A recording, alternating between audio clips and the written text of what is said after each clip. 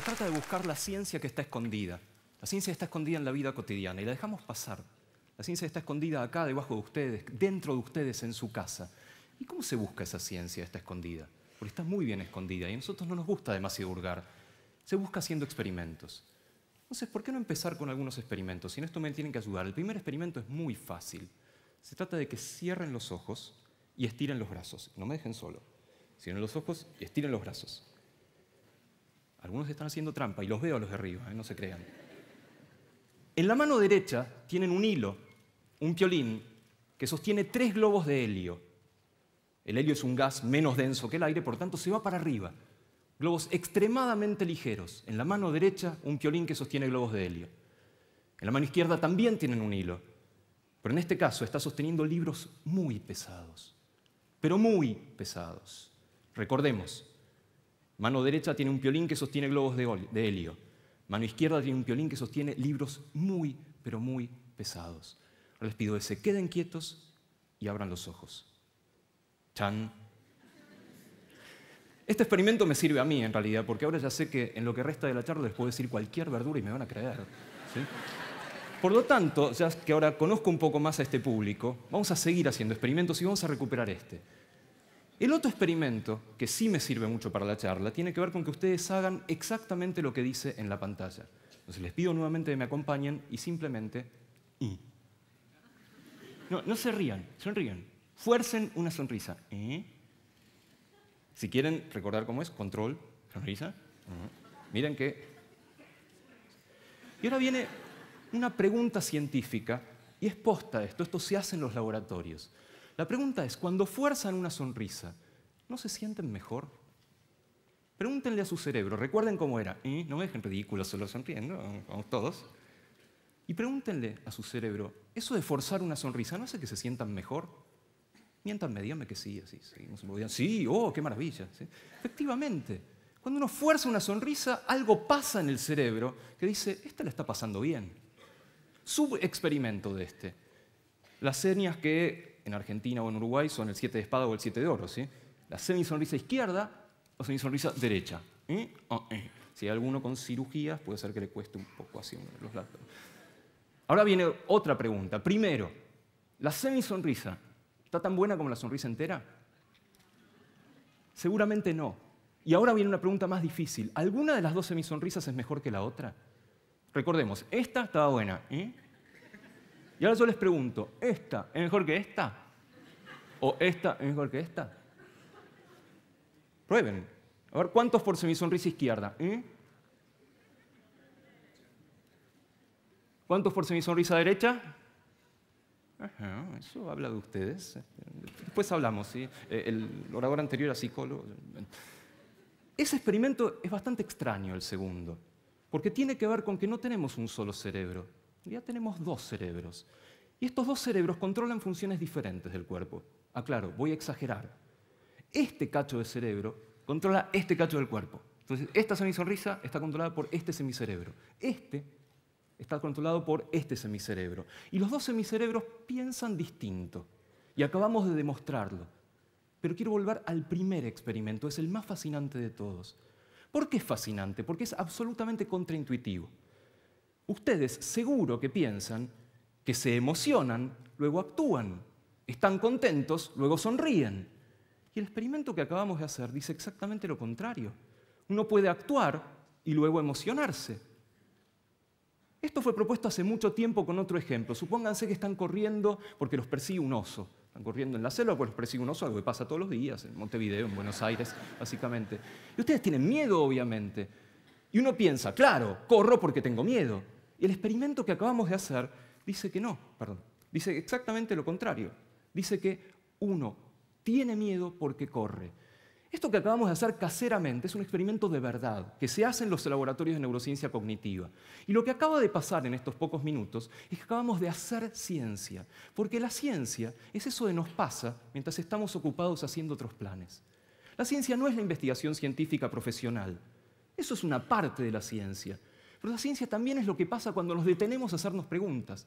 Y esta es la frase que resume lo que yo les quiero contar. Debo aclarar en realidad que la frase se la robé a un científico muy famoso, básicamente, que en su último disco dijo: la vida es eso que nos pasa mientras estamos haciendo otros planes. Y la ciencia también, básicamente. Sin embargo, no estamos acostumbrados a pensar de esa manera. Pensamos siempre que hay dos bandos, como en bodas de sangre, básicamente. Tú con el tuyo, yo con el mío. La ciencia y el resto del mundo. Lo que en porteño se diría la ciencia y la gilada, básicamente. Y uno está exagerando un poco. ¿Cómo que hay dos bandos, ciencia y resto del mundo? Y sí es así, tan es así, que eso permea a toda la cultura. Hay libros, hay literatura, hay música sobre esto. Y les traje un solo ejemplo sobre esta cultura de los dos bandos, que está en uno de los últimos discos de Fito Páez, un disco que se llama Confía, que hay un verso que a mí inmediatamente me vino a la cabeza. Este está diciendo exactamente lo mismo. El verso es: pareces una flaca de exactas, explicando lo que no hay que explicar. Traducción, sí, porque es un poco porteñismo: pareces una estudiante de la Facultad de Ciencias que viene a hincharme las bolas explicando lo que yo no quiero que me expliquen. Me viene a explicar qué es el amor en términos científicos, qué es el miedo. Yo lo que quiero es tirarme en el pasto y mirar las estrellas, y viene esta ploma a hablarme de las supernovas y las elipses y lo que fuera. Déjame tranquilo, no me robes la magia, no me robes la belleza del mundo pensando científicamente. Entonces sí hay dos bandos.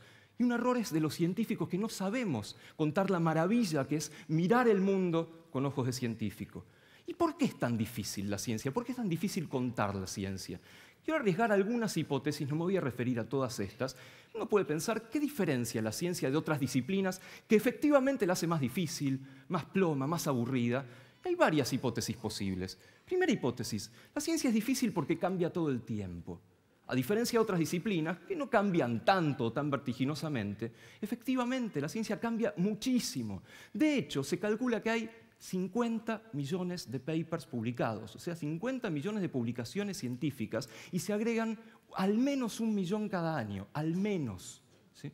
Con lo cual, obviamente, entender algo que cambia tan vertiginosamente lo vuelve muy complicado.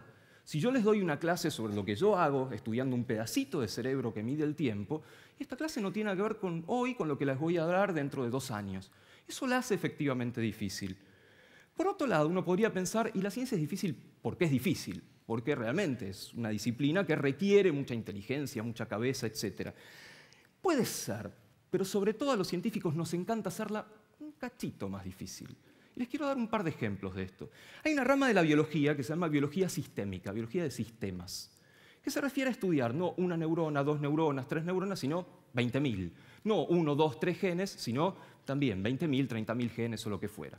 Les voy a mostrar una definición de biología de sistemas que dice: la biología de sistemas es un nuevo campo de la biología que apunta a desarrollar una comprensión a nivel de sistemas de los sistemas biológicos. ¿Ah? Eso parece haber sido dicho por este señor, que ustedes creo que también lo conocen bastante. Sin embargo, esta es la definición del MIT, del templo de la ciencia, y es una porquería esa definición. Nos encanta porque nadie la va a entender, entonces ya hablen difícil. Y si nos gusta hablar en difícil, nos gusta aún más mostrar íconos difíciles, mostrar las cosas de manera que las vamos a entender nosotros nada más. Otro concepto de la biología es: ustedes seguramente conocen el proyecto Genoma Humano. Bueno, no contentos con estudiar los genes, los científicos quisieron estudiar sus productos, las proteínas, el proteoma humano. Aún no contentos, quisieron estudiar la interacción, cómo charlan esas proteínas entre sí, el interactoma humano. Entonces, en primicia exclusiva, les quiero mostrar el interactoma de una célula, que es ¡tarán! Eso. Y esto entra para el examen, ¿sí? Eso también es una porquería, porque lo entienden 2 o 3 personas, básicamente, ¿sí? Entonces, hacemos un gran esfuerzo porque la ciencia sea un poquito más difícil de lo que realmente deba ser, como para comunicarla. Entrar en los detalles es otra cosa.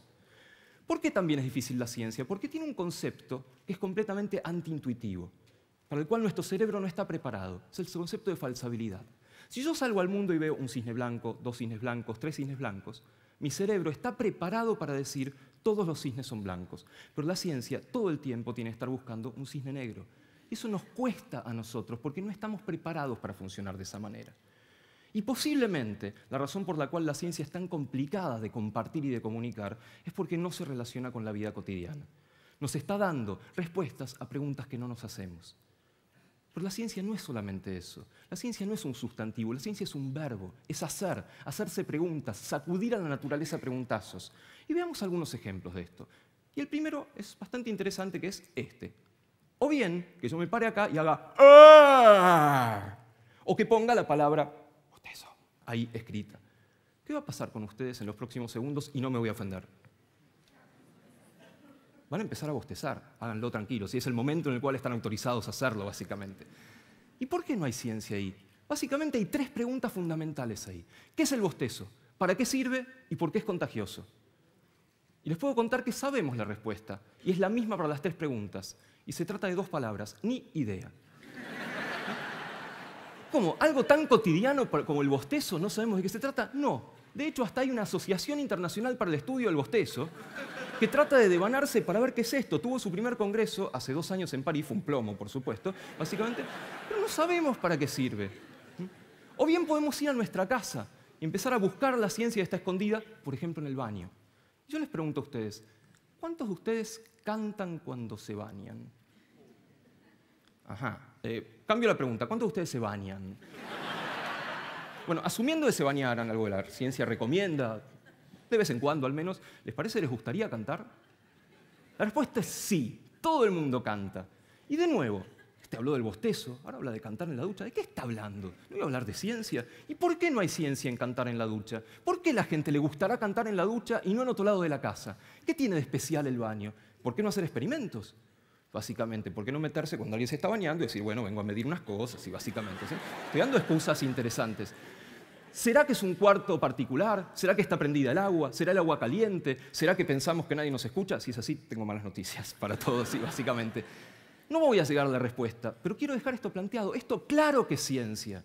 Es la ciencia que nos pasa y la dejamos ahí, la barremos debajo de la alfombra. Lo mismo de la ciencia que ocurre en la cocina. Cuando entramos a la cocina, nos convertimos en científicos. Hay mucha química, mucha física, mucha biología en la cocina. Y no estoy hablando de cosas complicadas. Estoy hablando de hacernos una tostada, de echarle un poco de jugo de limón al té, de hacer un bife y ver que cambia de color. Ahí hay muchísima ciencia y la dejamos pasar. Y con eso le estamos perdiendo un montón de belleza de la cocina, un montón de magia, un montón de diversión, y además la podemos pifiar menos. Podemos hacer que nos vaya mejor en la cocina. Sin embargo, decimos no, la ciencia y yo somos 2. Yo cuando voy a la cocina, cocino, no tengo nada que ver con la ciencia. Porque así vemos el mundo, así lo percibimos. Nuestro cerebro percibe el mundo de una manera muy especial, que esa fue vaticinada por otro gran científico, ¿sí? Y cuando pongo esta foto, mis alumnos me dicen cada cosa, ¿sí? Me dicen, ah, sí, Andrés Calamaro, ¿sí? O hemos llegado a límites que superan todo lo conocido. ¿Por qué le puso The Doors Jim Morrison a su banda? Le puso The Doors por un libro muy famoso de esa época que se llamaba Las puertas de la percepción, de Aldous Huxley, el de Un mundo feliz. ¿Y de qué habla ese libro? Habla de que el mundo no existe. Existe lo que los sentidos nos dicen sobre el mundo. De nuevo, el mundo no existe. Existe lo que los sentidos nos dicen sobre el mundo. Y los sentidos son unos caraduras.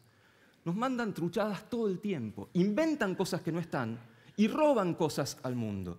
Sin embargo, es la única forma que tenemos para conocer qué hay más allá. Y la ciencia se vale de esos sentidos. Por ejemplo, la ciencia se vale para entender qué relación tenemos nosotros con la música, donde hay muchísima ciencia.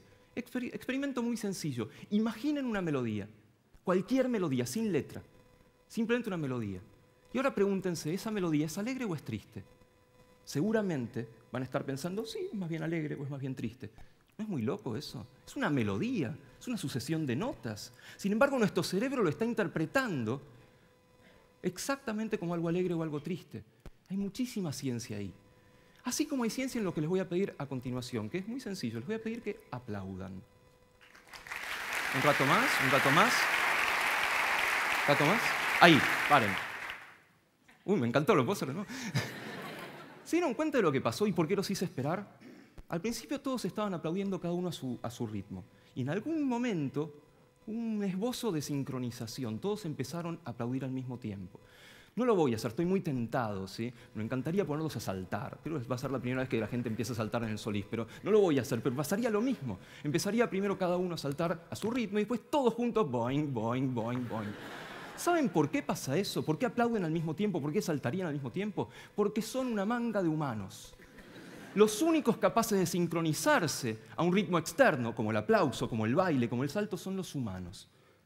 Entonces, la ciencia también nos ayuda un poco a entender qué es esto que somos. Esta mezcla tan particular que aparentemente metemos en una coctelera, en una ensaladera, agitamos un poco y salimos. Agarramos un frasco con células de grasa, células de la sangre, células neuronales, lo que fuera, y un poco de eso sale nosotros. O bien podemos hasta ponernos números. Podemos pensar, ¿y qué somos? Si unos 9 botellas de sangre, unos tantos metros cuadrados de piel, 50 millones de pelo, no es mi caso, debo decir.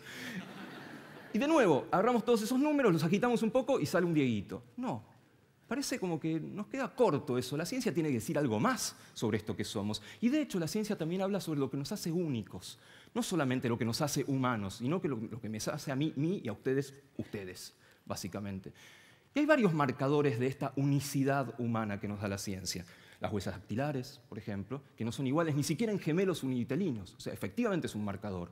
El iris, ustedes habrán visto películas de ciencia ficción donde la gente se identifica por los dibujitos del ojo, ciertas células que nos marcan, particularmente el sistema inmune, el tono de la voz, y obviamente lo que a la ciencia le encanta poner como tarjeta de presentación, que son los genes.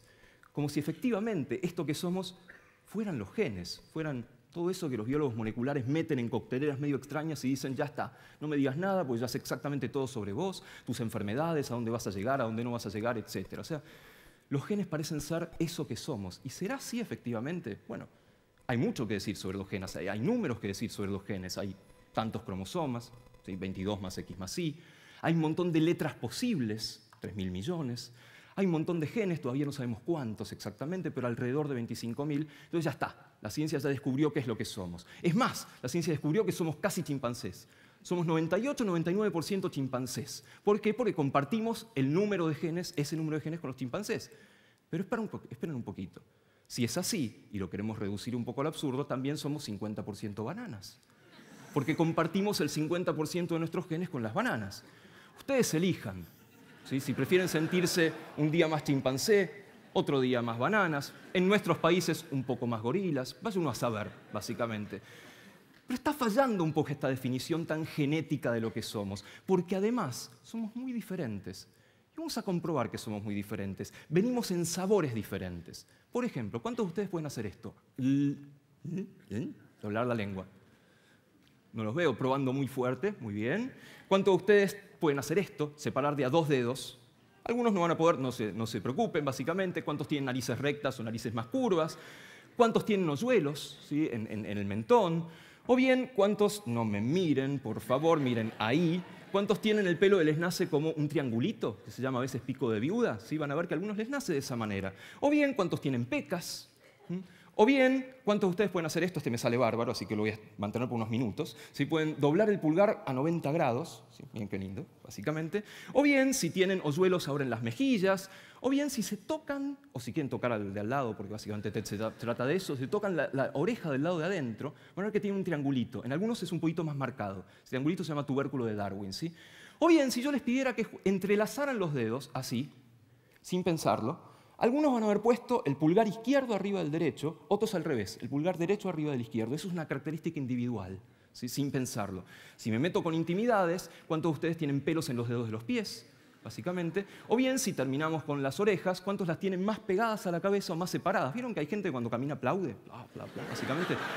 Todas estas son características individuales, son mutantes ustedes, no solo humanos, sino que son mutantes, tienen mutaciones. Y eso es lo que traemos de fábrica. Traemos lo que nos dieron papá y mamá de fábrica, los genes, y con eso no hay nada que hacer. Si uno tiene orejas que aplaudan, tiene orejas que aplauden. Pero podemos hacer muchísimo con eso que traemos de fábrica. Y eso es lo que en biología se llama ambiente. Y el ambiente es actuar sobre eso que trajimos de fábrica, y no tiene límites el ambiente. El ambiente es lo que comemos, si hacemos gimnasia, si leemos, nuestros amigos, nuestra familia, estar acá compartiendo ideas. Todo eso puede condicionar lo que trajimos de fábrica con lo que no hay que darle, pero con el ambiente es toda cosa nuestra. Yo estuve hablando entonces de cosas cotidianas, cosas de todos los días, tratando de convencerlos de que están presentes en la ciencia. Algo parecido le sucedió al mayor escritor de fantasía que escribió, que fue Franz Kafka. Franz Kafka, un tipo que podía inventar a alguien que se despertaba hecho cucaracha, un tipo que podía inventar un castillo imposible. Le preguntaron, che, Franz, ¿cómo es eso de que vos agarrás lo cotidiano y le metés lo fantástico? Y la respuesta de Franz fue, ustedes dicen eso, pero no es así. Sucede que lo cotidiano en sí ya es fantástico. Yo lo único que hago es escribirlo. Y la ciencia lo único que hace es estudiarlo. ¿Para qué? ¿Para crear científicos? ¿Para que haya un mundo de cientifiquitos? No, a ver si nos sacan el trabajo, básicamente. ¿Para ser mejores ciudadanos, como se suele decir por ahí? Un poquito, sí, pero yo creo que se exagera un poco. ¿Para qué encontrar la ciencia en la vida cotidiana? Muy sencillo, para ser mejores personas, que de eso se trata. Muchas gracias.